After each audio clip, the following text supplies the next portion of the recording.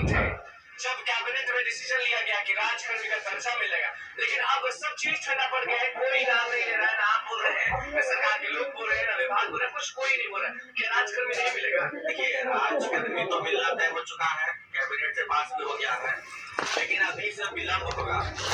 जो सक्षमता परीक्षा आयोजित करने की बात है वो जून से पहले नहीं होगी, क्योंकि आप जून से पहले नहीं हुए। जून से पहले नहीं आप कौन थे? आप खुद खुश थे गांधी मैदान में, खुशी से झूम रही है। बिल्कुल हम लोग खुश थे और हम लोग को लगा था कि सरकार जनवरी में ही सक्षमता परीक्षा करवा लेगी, लेकिन जो विभाग का रुख है उसका पूरा ध्यान अभी बीपीएससी वाली बहाली पर है। इस वजह से सक्षमता परीक्षा जनवरी माह में होगी नहीं। फरवरी में फिर बिहार बोर्ड की परीक्षाएं हैं और फरवरी के अंत में आचार संहिता लागू हो जाएगी, लोकसभा चुनाव की घोषणा हो जाएगी। तो कुल मिलाकर के मई तक चुनाव चलता रहेगा और इस वजह से सक्षमता परीक्षा नहीं हो पाएगी, और जब सक्षमता परीक्षा नहीं होगी तो राजकर्मी का दर्जा भी नहीं मिलेगा। इसलिए 6 महीने के लिए अभी सक्षमता परीक्षा और राजकर्मी दर्जा दोनों चाहिए ठंडे बस्ते में चला कर। भूल जाइए, भूल जाए वाली बात नहीं है, बिना तो है ही और कैबिनेट से पास हो गया तो मिलेगा ही, लेकिन 6 महीना तक बिहार में कोई कार्य प्रगति नहीं होने वाला। बात तो सुना भी आपने जैसा कहा कि बीपीएससी एग्जाम में लोग किसी है तो उसके बाद तो 3.0 आने वाला है, फिर तो इसमें व्यस्त हो जाएंगे। वो तो अगस्त में होगा, उससे पहले हो जाएगा। जून में परीक्षा संभावित है, सक्षमता परीक्षा जून में हो जाएगी और उसी 1 महीने के अंदर रिजल्ट वगैरह भी आ जाएगा, तो टीआरई 3 से पहले सब कुछ क्लियर हो जाएगा। लेकिन आज जून से पहले नहीं हो पाएगी, तब तक इंतजार करना पड़ेगा शिक्षकों को, और इंतजार की घड़ी बहुत मुश्किल है, कठिन है। 15 अगस्त को माननीय मुख्यमंत्री जी ने घोषणा की थी, तब से हम लोग इंतजार कर रहे हैं और इंतजार अब बढ़ता जा रहा है। ये बताएं कि जितने भी नियोजित शिक्षक ने जो परीक्षा दी 2.0 में वो सफल हो गए, क्या वो भी इधर आएंगे या वो उधर ही रहेंगे? भाई देखिए, जो भी शिक्षक बीपीएससी परीक्षा पास कर रहे हैं वो ज्वाइन कर रहे हैं, और हमने उनको स्पष्ट संदेश दिया है कि एकदम बीपीएससी परीक्षा पास कर रहे हैं ज्वाइन कीजिए, क्योंकि सरकार का भी जो यहाँ रवैया है बहुत ही भेदभावपूर्ण है। अभी भी विशिष्ट नाम, हम लोगों को पूरी उम्मीद थी और शुरुआती दौर में से खबरें भी मिली कि भाई विशिष्ट नाम हट रहा है, लेकिन विशिष्ट नाम नहीं हटा, विशिष्ट नाम अभी तक बरकरार है। तो उसके लिए आगे हम लोग प्रयास करते रहेंगे और हमारी बातचीत भी चल रही है विभाग से, सरकार से, और इस समय भी हटेगा, लेकिन फिलहाल तो हट नहीं रहा है। इसलिए जो भी हमारे साथी बीपीएससी परीक्षा पास कर रहे हैं, जो कि दूसरे चरण में हमने अपील भी की थी कि नियोजित शिक्षक पूरे तरह से पढ़े, खास करके जो हायर सेक्शन में जाना चाहते हो जरूर पढ़े। अच्छा, आपके मन में कभी नहीं आया कि आप भी दे देते 1.0 या 2.0, तब इतना भटकना नहीं पड़ता, झेलना नहीं? देखिए, हमारे ऊपर 4 लाख नियोजित शिक्षकों का विश्वास है, हम उस विश्वास को नहीं तोड़ सकते। हमने 4 लाख नियोजित शिक्षक है और उनका हमारे ऊपर विश्वास है कि मैं ईमानदारी पूर्वक उनकी लड़ाई लड़ूंगा, तो मैं कहीं भी उनके विश्वास के साथ विश्वासघात नहीं कर सकता। उनका ईमान और उनका विश्वास बनाए रखना मेरी जिम्मेदारी है, जवाबदेही है। इसीलिए मैंने कोई बीपीएससी परीक्षा फॉर्म नहीं भरा।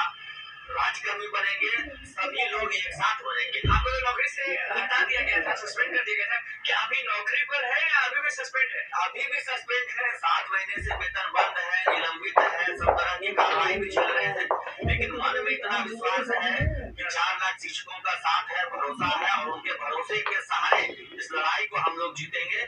सब लोग एक साथ राजकर्मी बनेंगे, सभी नियोजित शिक्षक एक साथ राजकर्मी बनेंगे, एक समान भाई के समान एक दूसरे का साथ थामे रखेंगे। भरोसा है ना नीतीश कुमार पे, क्योंकि सरकार में वही है, मुख्यमंत्री वही है, मुख्यमंत्री माननीय मुख्यमंत्री पर भरोसा है, तभी तो 15 अगस्त के बाद हमने कोई आंदोलन नहीं किया। जब से उन्होंने घोषणा कर दी सदन गांधी मैदान के मंच से, तब से हम लोगों ने धैर्य बनाए रखा, और धैर्य का परिणाम यह हुआ है कि हमको आंतरिक रूप से या कहिए सैद्धांतिक रूप से सफलता मिल गई है। सरकार इस बात को लेकर तैयार हो गई है कि नियोजित शिक्षकों को भी राजकर्मी बनाना है। अब जो संशय की स्थितियां हैं 2-3 मुद्दों को लेकर के, एक वेतन निर्धारण में जो फिटमेंट इंडेक्स की बात हो रही है, उसको हमने कैलकुलेट किया है, तो उसमें ये हम लोगों का मानना है कि 18% वेतन वृद्धि सभी नियोजित शिक्षकों की होनी चाहिए। बिना वेतन वृद्धि के राजकर्मी का दर्जा दिया जाएगा तो उसमें बहुत वेतन विसंगति उत्पन्न हो जाएगी, सीनियर जूनियर का फर्क मिट जाएगा, सबका वेतन एक समान हो जाएगा। तो वो 18% वेतन वृद्धि फिटमेंट इंडेक्स कैसे लागू होगा, उसका होना चाहिए। हम सीनियर है तो सीनियर है, जूनियर बिल्कुल, जो सीनियर है उनका वेतन भी ज्यादा होगा, हमसे पहले जो आए थे उनका वेतन हमसे ज्यादा होगा, हमारे बाद जो आए थे हमसे कम होगा।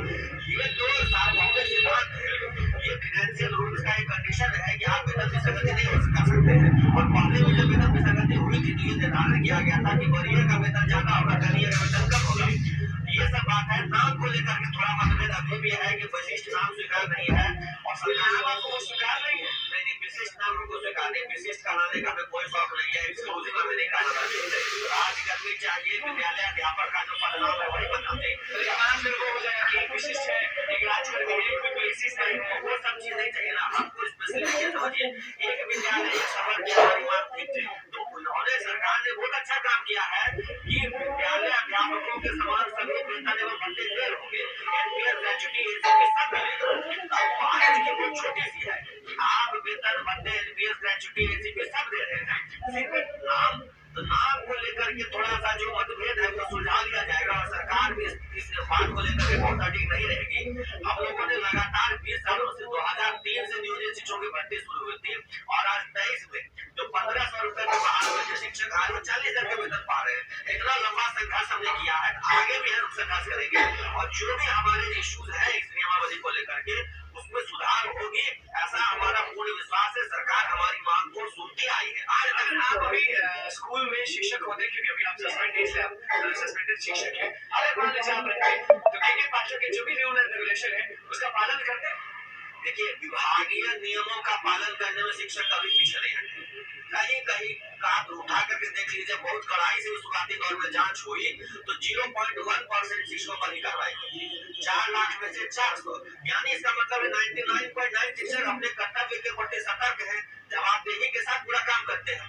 तो किसी भी विभागीय आदेश को मानने से हमने इंकार नहीं किया है, उसके अनुपालन में कहीं कोई विचलित हम लोग नहीं हुए। बहुत ही तन मन से हमने सभी आदेशों का पालन किया और आगे भी करेंगे। बिहार की शिक्षा व्यवस्था को देश में नंबर 1 बनाना हमारा लक्ष्य है। देश में नंबर 1 बनाएंगे आप, बस इंडिया में नहीं, बिहार में नहीं, देश में। पूरे देश में हमारा नंबर 1 होना चाहिए बिहार का। क्योंकि देखिए, यहाँ जो सबसे बड़ी कमी थी बिहार की शिक्षा व्यवस्था में, 2 कमियां थी। पहला था शिक्षकों की कमी, जिसको 2 बहालियों के माध्यम से लगभग दूर कर दिया गया है। यूपीएससी टीआरई 2 में 6 to 8 की जो शिक्षकों की कमी थी वो दूर हो जाएगी। 1 to 5 में पहली वर्ष की हाई स्कूल की बहाली फिर से हो रही है, तो कमियां दूर हो जाएंगी। तो हमारे पास जो रिसोर्स की कमी थी, ह्यूमन रिसोर्स की, मैन पावर की, वो दूर हो जाएगी। दूसरा इंफ्रास्ट्रक्चर को लेकर के है, इंफ्रास्ट्रक्चर के भी दूर करने के लिए प्री फैब स्ट्रक्चर्स बन रहे हैं। अभी सभी जिलों में 15 जनवरी तक का डेडलाइन सेट किया गया है कि जहां जहां क्लासरूम की कमियां दूर कर दिया जाए। तो ये 2 सुविधाएं जब शिक्षकों को मिल जाएगी तो हम लोग स्वतः जो है अनवर लगा करके बिहार की शिक्षा को नेशनल बनाएंगे। ये 2 समस्याएं थी और इसके लिए मैं धन्यवाद देना चाहूंगा विभाग का, सरकार का, कि जिस वजह से बिहार की शिक्षा व्यवस्था बदनाम थी, लोग उंगली उठाते थे, शिक्षक पढ़ाते थे, लेकिन मूल कारण वो नहीं था। वो कारण ये था कि एक शिक्षक के पास 5 क्लास था, तो शिक्षकों की कमी थी, उस कमी को सरकार ने दूर किया है। क्लासरूम की कमी थी, उसको दूर किया जा रहा है। तो स्वतः शिक्षक अपना 100% योगदान देंगे और बिहार की शिक्षा व्यवस्था को देश में नंबर 1 बनाएंगे। देश सही नहीं। तो दोस्तों, इस वीडियो में फिलहाल इतना ही। आगे की अपडेट के लिए चैनल के माध्यम से जुड़े रहिए। धन्यवाद।